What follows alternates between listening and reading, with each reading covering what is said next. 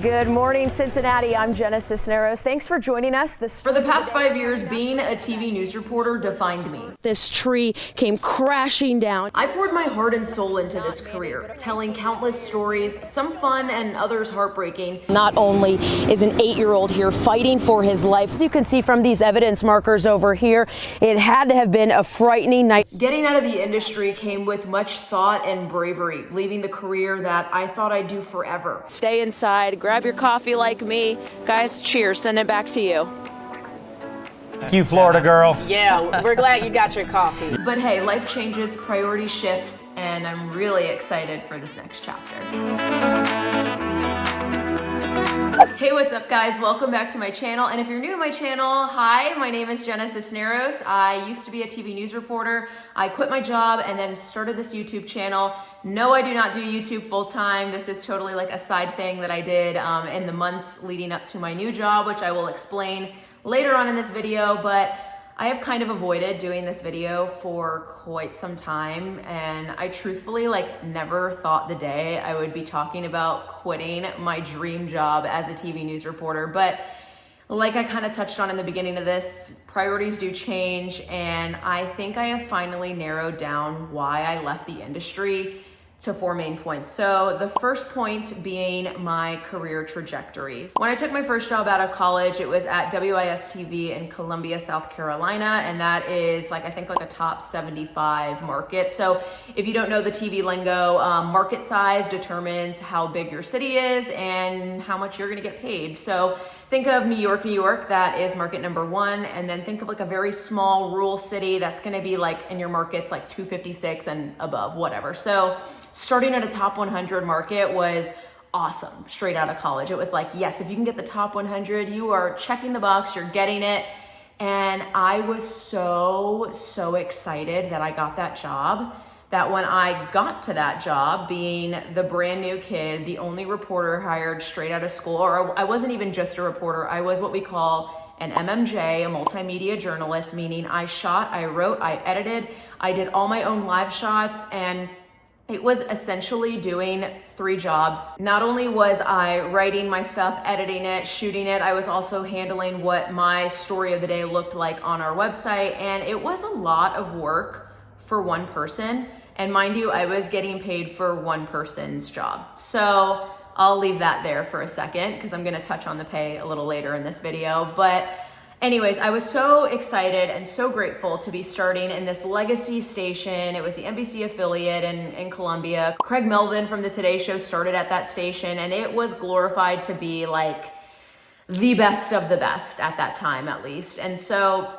when I got there, I noticed I was the only reporter hired, or MMJ hired straight out of college. And so I worked probably the worst shift you could ever give anyone in news. It wasn't just a consistent, you're working mornings, you're working nights, you were working days. No, I worked 3 shifts in 1 week. So 2 days I was a morning reporter where I went into work at 3:30 in the morning. And then 2 days of the week I worked nights. So I was working starting at 2:30 p.m. until 11:30.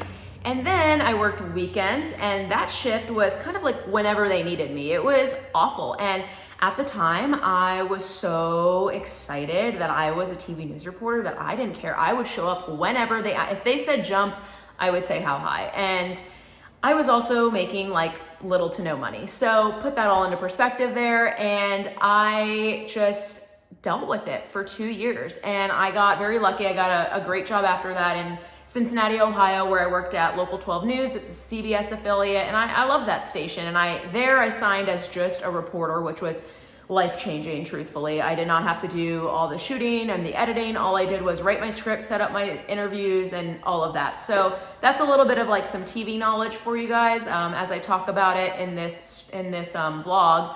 But when you think about your career trajectory and you think about room for improvement, especially as a young TV reporter, most people think oh my gosh, I'm gonna be a TV news anchor. And that dream was definitely in my head. I always wanted to get on the desk, the anchor desk as we call it. And I didn't have the opportunity in my first market. I got to anchor 1 time at WIS, and it was simply because the weekend morning anchor he didn't forget to show up. He was scheduled for vacation our manager missed his vacation, or like there was some miscommunication where they thought he was going to be there. He was on vacation. He was on a plane to wherever. And I was the only human being that was on air in that building at that time. And so I did a whole cold read, meaning I didn't read the show at all. And I anchored 1 hour out of my whole 2 years that I worked at WIS. So they never really gave me a shot to be on the anchor desk. And I think it's because they always saw me as the kid that graduated straight out of college and started in a top 100 market. And that's fine. It was whatever. I ended up getting a great job in Cincinnati. I didn't work weekends. I was Monday through Friday. And I had a great, I filled in on the anchor desk a lot, especially during my last year. And even on my last day, I anchored a show. I anchored The Noon on my last day of work at Local 12. And I had opportunity there, and it was great. But the more I got that opportunity, like I remember the first time like finally getting in the anchor desk, like filling in on a weekend morning show. So it was in at 3:30 in the morning, and I sat there and I was like, this is not the feeling I should feel anchoring this show. Like I thought this was gonna be it. I was like, oh man, this is like everything like you dream of. Like I finally got my shot, like my time to shine. And I remember sitting there reading the show, and it was a long, like for our weekend morning show, we're on Saturday morning, it's like 5 to 8, and then you do cut-ins for like every half hour, you do like a quick like 2-minute cut-in until 10 a.m. So I was on a lot. It was very long and repetitive, and I left that day, that my first day anchoring, and I was like, this was awful. Like I don't see myself doing this for my whole life. And when that hit, like I came home and I just felt like, whoa, like what's next? Like, should I be feeling this way? Is it just because it was new? Like, is it going to get better? And then I kept getting anchoring opportunities. I anchored a lot, like I would say more than a dozen times probably. And it didn't get better. I was like, this is so boring. Like you come in, you anchor, and a producer's there, they write the whole show, you're reading off of a teleprompter, and essentially the show is copied per each hour. So I was reading 3 hours of the same show almost, and I was just like, I don't love this. Like this is so boring. And like being a news reporter, you're out in the field, you kind of get to talk to people, you're out and about, your day goes by quick. When I sat in the anchor desk, I felt like it was moving so slow. Like time, I was looking at the clock because there's clocks everywhere in the studio, and I was just like, oh my God, it's only been a minute. Like, oh, where are we? Like, I got so nervous. I was like, I can't imagine doing this forever. And truthfully, if you want to make, like the money is in anchoring, like I'll just be blunt and say it. And so I was like, I just don't know if my career is going to take me there. Like that's what I felt. And I don't know, I think deep down in my head, I knew it wasn't gonna be it, but I kept pushing to get that opportunity, because it's like, who wouldn't want that opportunity as a news reporter? Like, why wouldn't I take that? And so I kept going. And then I think like towards the end of it, I knew deep down in my heart, I was like, this isn't meant for me. And same thing goes on the reporting side too, right? Like, yeah, I could have climbed to like a top 10 market, and I'm sure news reporters in Boston and New York and California are all paid pretty well. But I think about it and I'm like, I loved the stories where I got to tell like a fun people story, meeting the most incredible people in the world and sharing their stories of positivity and goodness in the world. But more often than not, I was covering a homicide. I was covering a deadly fire, a car accident.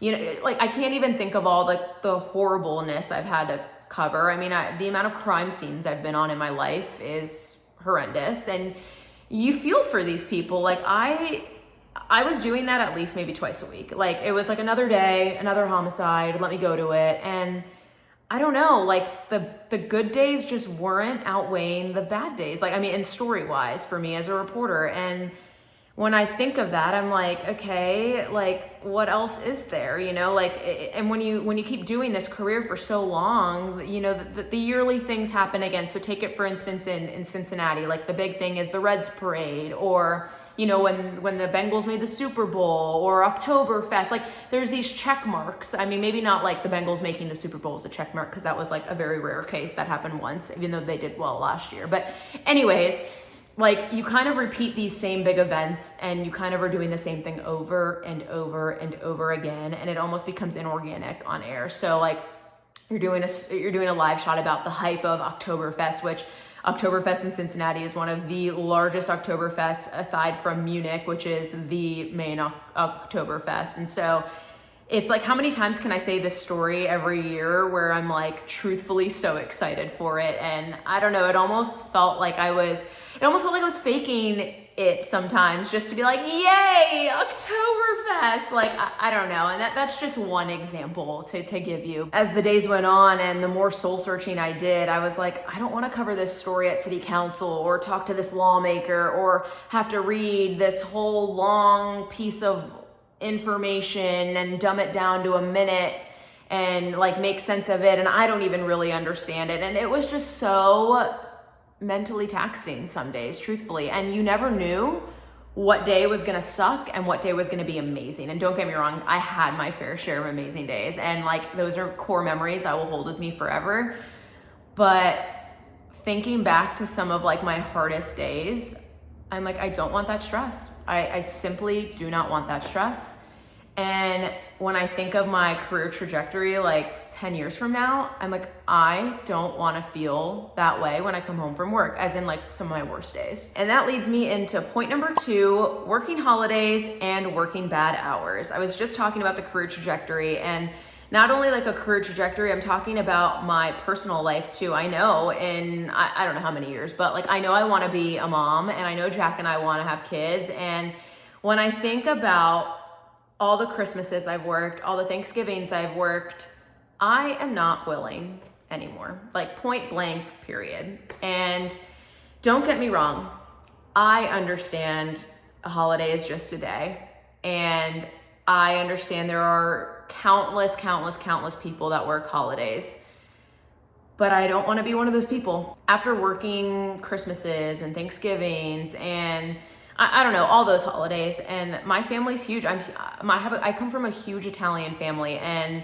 family is important to us. Thinking back to just last 2 Thanksgivings ago, because I was home last Thanksgiving, I magically got off, but 2 Thanksgivings ago, I worked, and we didn't even have a real news show that day. I think we only had a 4 o'clock news, yet I was still working and had to be there for some reason. And we cover like the dumbest stories on holidays, unless it's like breaking news, then you're sent to wherever. But truthfully, it's like you're covering a turkey march, or you're covering like the soup kitchen, or I don't know. I'm not trying to undermine that. I'm really not. I'm just trying to be real. And it was a wasteful day to have employees there. Maybe have someone who lives in the city on call, right? Versus having someone who lives 1,000 miles away from their family working the holiday. And I know there are so many other people that work holidays, and that's fine and dandy. I don't want to do that. I don't want to be apart from my kids on Christmas morning. I don't want to be apart from my family on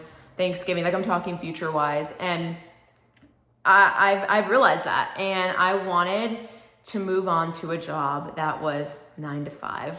Okay. There is something about working the craziest hours. Like, there is just something about working at 2:30 in the morning that truthfully, no one should have to wake up at 2:30 in the morning and go into work by 3:30. And I know there's people who do it. Like, I really do. I'm not oblivious to that. And I'm so grateful and thankful for all the first responders who are so willing to do that. But I'm not a first responder. I didn't sign up to be one. And I want normal hours. I remember working the morning show in my first news market, and I gained so much weight because my body was so confused on when to eat. I was eating so bad. I was eating out because it was the quickest and fastest option. And that's definitely on me. I'm not blaming that on the industry. Like, I could have planned better, right? But it does not lead to healthy habits. Like, I would work, even when I was doing like all my meal prep and planning in Cincinnati, I was really big on that. I would come home from a morning show shift, and I was so physically exhausted, not only like physically, but mentally, just so tired from the 10 live shots I just did at the wee hours of the morning. I'd get home at noon, I'd take a nap, I'd wake up from my nap, it's 4 o'clock, and I would have no energy to go to the gym. Like, you're just so exhausted, and I did not want that lifestyle. I hated working in the mornings. I hated working at night. Like anything past 10 p.m. I'm so tired too. Like even it's the same thing at night versus the morning. And the only like normal shift was like the 9 to 6, which I got very lucky. I got put on it. I was a dayside reporter at Local 12 from the very beginning, but I filled in on the morning show a lot. And again, more often than not, I was working the day shift Monday through Friday. Like it's every reporter's dream. You can't complain there. But, you know, even for instance, right now, Jack got this job in New York. If I would have tried to pursue doing news in New York, the odds that I would have gotten a Monday through Friday dayside job at being 27 years old with only 5 years of experience, probably slim to none, because New York is a great market. Obviously, number one, you know, New York. I would have been going through the bottom of the cycle again. And I was not willing. I truly was not willing. And that's really what it came down to. I'm selfishly not willing to work holidays or bad hours anymore. And that's it. My third reason for leaving the TV news industry is safety. Where do I begin on this? Like, I will first start off by saying my station in Cincinnati always made me feel very safe. I had never been put in a position where if I told my managers I didn't feel safe, they would have forced me to stay there. No, like my managers at Local 12 were phenomenal. I will put that out in the open right now. However, that's not how it started for me at WIS. When I was in Columbia, South Carolina, I just truly had no experience, right? So I thought I was invincible. And when, you know, they asked me to go cover a homicide by myself and go knock on random people's doors asking for sound in one of the worst neighborhoods of Columbia, South Carolina, as, 5'3", 22-year-old girl all by myself, knocking on doors, asking for sound and being in very questionable parts of town, I was like, okay. What's wrong with that? What's wrong with that is you don't know what's behind that door. You don't know who is holding what. And I don't know. I've seen so much in TV news and it has made me so hyper aware of my surroundings that I did not have that awareness when I first started. And so I was so quick and fast to say, yes, I will be there. If it was breaking news, I wanted to be on it. And most time breaking news, you're covering some of the worst stories of the day. And you're probably in one of the worst areas. And you are asked to do things that first responders are protected on scene to do. So for instance, when you're at the scene of a shooting or a SWAT standoff or something where police are there, police are wearing bulletproof vests. What are reporters wearing? A dress, something nice. What is my cameraman equipped with? His camera, that's it. If you guys remember back in February, an Orlando news reporter, his name was Dylan Lyons, he was shot and killed while covering a shooting, which is just a normal average story for the day. And his photographer was also shot. Dylan died, the photographer lived. This is a shooting that any one of us could have been on as a news reporter. So this hit very close to home. I actually had a lot of mutual friends with Dylan. He was younger than me, but we interned around the same area and, you know, the TV news world is small. So thinking about the fact that he was shot and killed while on scene doing his job, how horrible. How horrible is that? And how many shootings have I covered? How many shootings have my close friends covered in the industry? And it's just not fair. I'm just at the point now too where it's like it's not only my life that's affected, it's Jack's. Like I remember covering some really scary stories or, you know, just being on some, you know, active scenes, and I would be texting Jack during the day, like telling him, you know, what my story was. He would always ask like what I was covering, and he would get so worried. Like he'd be like, you're at the scene of a triple homicide. Like, are you okay? Like, what's going on? And the killer is still out there. The gunman is still running around. Like, that was normal for me. Like, why should that be normal? It shouldn't be normal. And I had to explain to Jack, like, I'm okay, I'm fine, we're good. And I just remember him like always texting me being like, I'm so worried. Like, are you okay? Like, when's your next live shot? When do you get to go home? Like, when do you get to go back to the station? And it wasn't until I really started dating Jack and seeing, like obviously my family loves me, my parents love me, but like I'm not texting my parents 24/7 during the day. Like the person I'm talking to the most is my partner, Jack. And for Jack to just have to feel that on his side, I get that, because it's like, wouldn't you feel the same way? And I don't know. There's just so much tragedy that's happened in this world. I mean, you guys know it. You guys see the headlines, and I've covered a lot of it. I've seen a lot of it in front of my face. And I just think like working a job where your safety's in question without like the training that first responders have. I mean, like, I don't know how to, like, I'm not going to fight anyone. I'm not going to like hurt someone. I don't know how to like take a dude down if they were to come to my live shot. And a lot of the times too, even as news reporters, we're covering big fun events. Like think of, you know, Super Bowl watch parties or football events or a big festival or Oktoberfest. Again, I'll use that. And things that draw big crowds into it. And you're constantly going live in those crowds. And yeah, those can be some of the most fun live shots, but you also have to think like who is around you and who is going to walk into your shop in the middle of you doing that? Who's going to scream a profanity word or whatever? And that's happened to me before. Like I've had people like, you know, come run into my shot, or like I've had like my photographers have to like kindly ask people like, please step away from my reporter, or like just weird things. And not only just the safety on that end, but like safety when it comes to the internet side of it. Like I have had inmates write letters to me. I've had weird, creepy guys follow me on social media. And yeah, like I have a YouTube channel. I'm still putting myself out on the internet. So like, how worried am I of it? Maybe I shouldn't even be making this point, but I know people who've had to write like restraining orders on viewers because some of them were just that crazy and that weird. And it comes with the territory, for sure. I'll be the first to say that, just like any, you know, famous person on TV or anyone going into, you know, reality TV or as an influencer or anything like that, that all comes with it, right? But I don't know, even just having this YouTube channel, I don't feel like I have weird people commenting on, like, I would say 99% of the people that comment on my YouTube channel are awesome. Like, I love chatting with you guys, and I don't feel like you guys are strange human beings.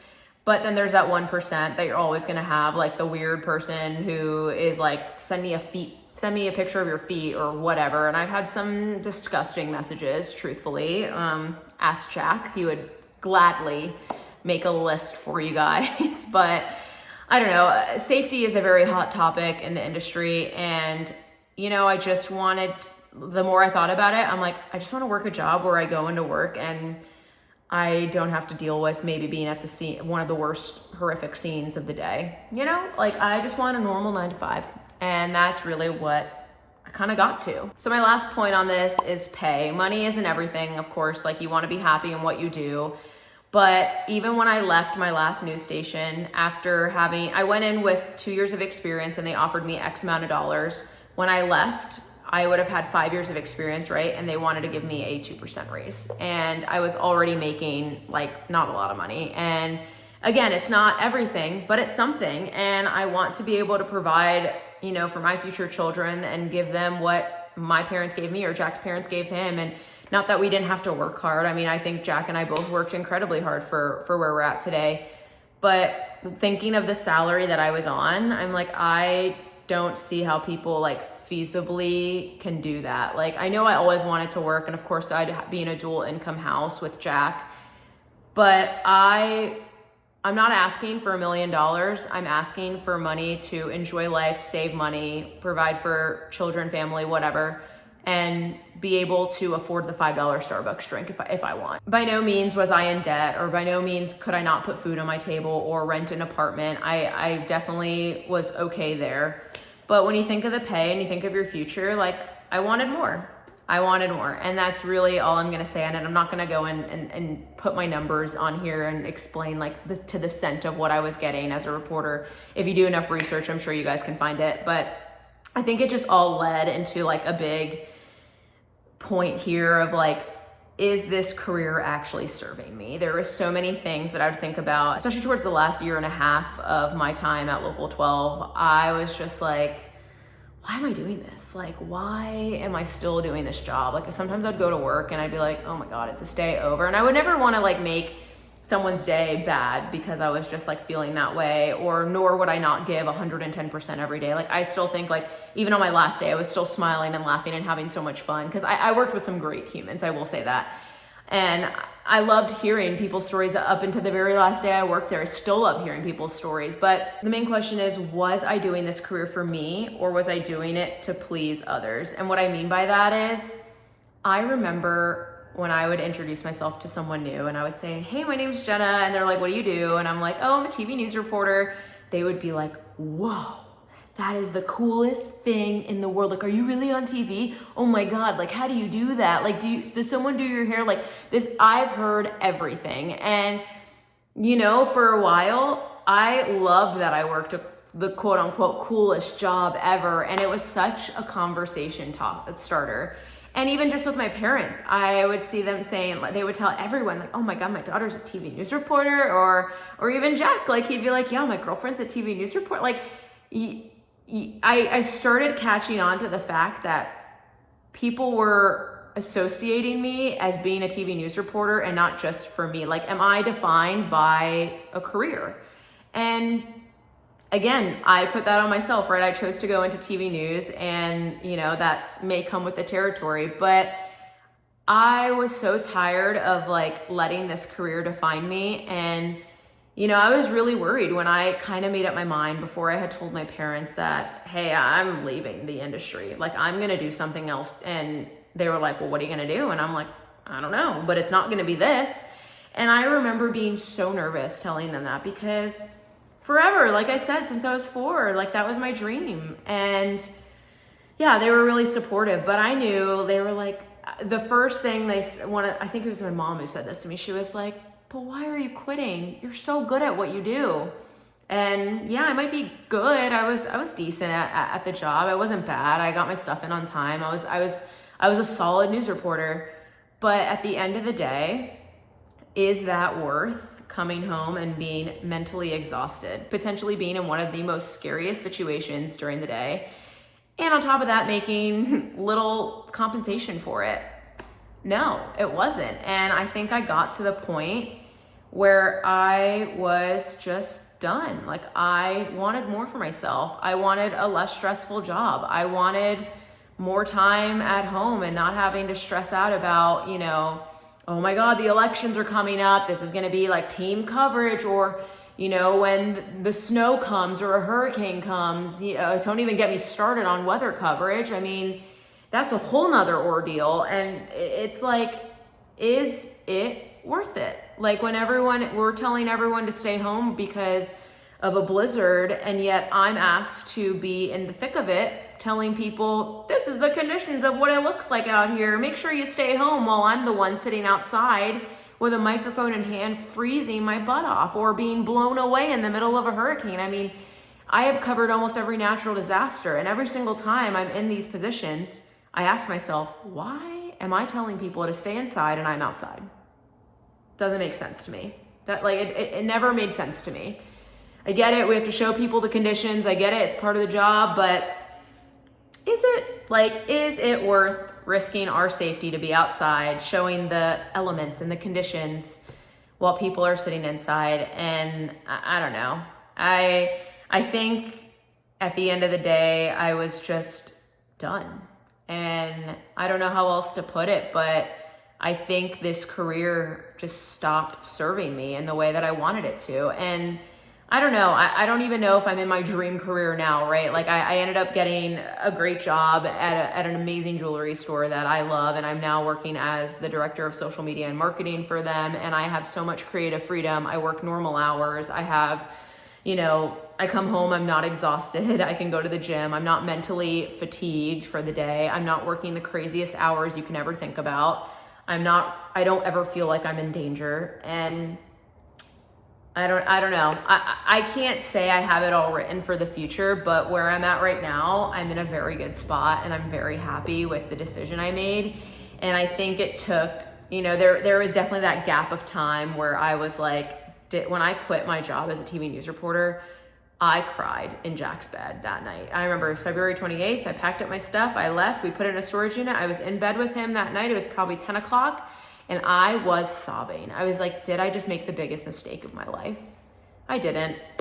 And I knew I didn't, but I think that was like the breakup, right, with TV news, because there was so much that I did love about it. And there was so much for years of my life that I was like, oh, this is my job. This is my career. But again, it started defining me. It started not serving me. Was I doing this dream for me or for my loved ones to say, oh, Jenna is a TV news reporter? And yeah, that parts like that get to your head. Like, I definitely don't feel like I'm the only one who did. I know I'm not. I've talked to some of my good friends who were like, yeah, I got that same feeling too. And a lot of my friends ended up leaving the industry, and I saw them. One of my best friends, Veronica, you've definitely seen her on the channel. She was probably my biggest support system during this, because she quit the industry maybe a year before I quit. And well, I shouldn't even say quit, like my contract ended and I chose to not extend. So I didn't have to pay a buyout or anything like that. Like, I finished my contract. So let me put that out there. But anyway, she left the industry. She got into PR, and I was watching her life significantly improve. Like, she was always so stressed in news, like as all of us are. And I remember like messaging her one day, like asking her like, hey, how is it? Like, I don't know if I'm ready to make the switch, but I want to know about it. Like, tell me what you're doing. And, you know, she would tell me more stories, Dave. Like, you know, we're best friends. So just talking through throughout her daily life and just hearing about her day. I'm like, that sounds really good on the other side. You're making a lot more money. You're happy. You're not working crazy hours. You're coming home to your family. You're not in dangerous situations. I don't know. Is it a no-brainer? I don't know. Don't get me wrong. Working in local news is one of the most rewarding things. Being able to get results for somebody or, you know, help hold someone accountable is incredibly rewarding. And I'm grateful that I was able to do that for 5 years. And I'm grateful there are still people out there doing that for other people. But there is just so much to it. There was so much to why I left and why I think a lot of other people left. And I hope this sheds some light into why I left the industry. I feel like there's probably more I could say on it. But I don't know. I feel like that's all I'm going to say. I don't want to end this in a negative note. By no means am I like, you know, talking bad upon any of the stations I worked at. I really did love working at Local 12, and it was a great 3 years. But I think when you think of your future and you're trying to put yourself and your family and your spouse and all of that first, my mind started changing. My priorities shifted, and I can confidently say, like, I'm happy with where I'm at right now. I'm happy I decided to start a YouTube channel after, like, when I left, because I knew I needed to be like fixated on something, because I knew I wasn't going to get a job like right away. If you haven't followed my journey this far, I have a lot of vlogs leading up to it, like how I got my job, what job I was looking at, like all my crazy job interviews and the ones I didn't get and the ones I turned down, all that stuff. I can link them below, or just scroll down on my YouTube channel, you'll find them.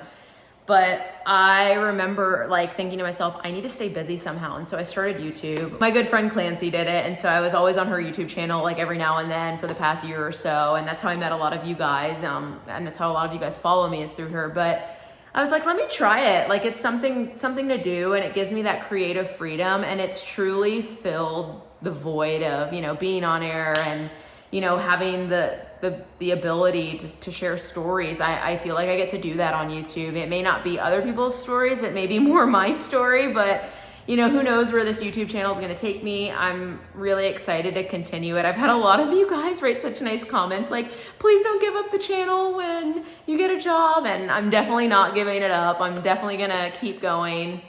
I just really appreciate everyone's support. I feel like I've been like very authentic on like, you know, leaving the industry and what that job process, what that job hunt looked like for me. But I think I'm at the point now where I know I don't regret leaving, and I finally am at peace with that. I finally feel confident in saying that, because truthfully, I didn't know. I didn't know when I was gonna take this job, like, am I gonna like it? Am I gonna like the change of pace? Like, working as a director of social media marketing is a way slower pace than I was used to at TV news. And I don't know. I didn't know. I really didn't know what to think. I'm still learning as we go, and I'm still trying to figure out like all these next steps. But hey, I'm 27 and I don't have to have the world figured out right now. I'm just really grateful that I can feel at peace with this decision. So I think that's how this one is gonna end. I just really appreciate all of your guys' support and love. And hey, if you think I missed anything, if you think there's something I didn't cover or just a dire question you wanna ask me, drop it in the comments below. I will do my best to answer it. You can also DM me on Instagram. And please, if you're new to my channel, hit the subscribe button. I will have a new video posted for y'all next Wednesday, so catch you guys next time. Bye.